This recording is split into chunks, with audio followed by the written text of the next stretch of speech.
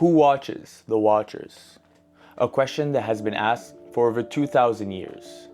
It reflects the idea for the need of oversight and accountability for anyone holding positions of authority. And if 2020 has taught us anything, it's that it's a lot harder than we think to get some accountability. We're talking 50 or so million protesters all around the world in the middle of a once-in-a-century pandemic level of hard. Over the years, due to the actions of a few officers, a rift has been created and continues to grow between citizens and the police. Trust, once taken for granted, has eroded as stories of unjustified stops, misconduct, and excessive force have surfaced. These aren't just isolated incidents. They're part of a deeper systemic issue that affects communities worldwide. Many people no longer feel protected, but rather policed, creating an atmosphere of fear and uncertainty. But what if we could change that? What if accountability was in the hands of the people? With WatchR, we're doing just that. We're returning the power of transparency and accountability to where it should be, in your hands. WatchR is an app that allows you to record, document, rate, and share your interactions with law enforcement, creating a public record that holds officers accountable while empowering communities. Because when everyone is watching, injustice has nowhere to hide. Now, let's take a closer look at how WatchR makes that possible. So once you've downloaded WatchR, created your account, and logged in, it'll take you to your profile screen. Once you're ready to record your interaction with a police officer, all you have to do is tap on this button right here, which will take you to the recording screen.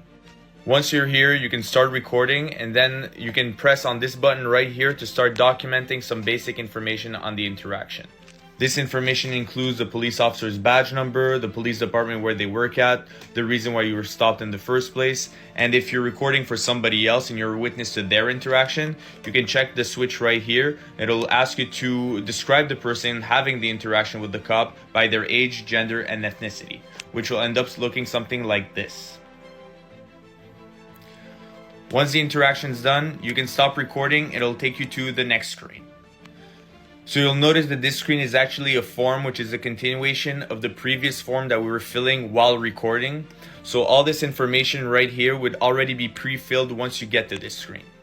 Additionally, if you were given a fine, you can check the switch right here and it'll prompt you to put in how much you were fined and why you were fined. The second half of the form is actually the rating system. So I boiled it down to these 4 attributes that a police officer should have to be considered a good police officer. If you feel like they didn't respect one or many of these attributes, you can check the switch off next to it and it'll prompt you to put the exact timestamp in the video where you feel that the police officer didn't respect that attribute. And you can do that multiple times for each one of these.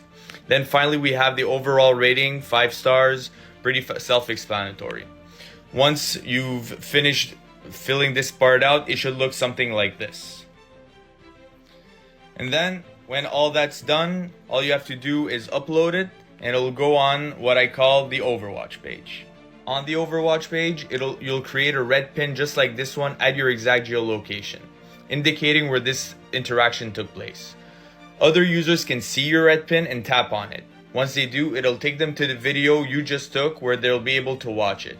Once they finish watching it, it'll direct them to this screen right here, which is the rating screen, which we've already gone over. So other users will also be able to rate your interaction with the police officer from their own perspective based on these same 4 attributes and the 5-star rating. Once these users rate your interaction, it'll turn their red pin blue, indicating that they rated it. Next is the yellow pins. The yellow pins are police departments. If you tap on a police department, it'll take you to the police department's profile page. Here, you can see every single police officer that works in that police department, identified by their badge number.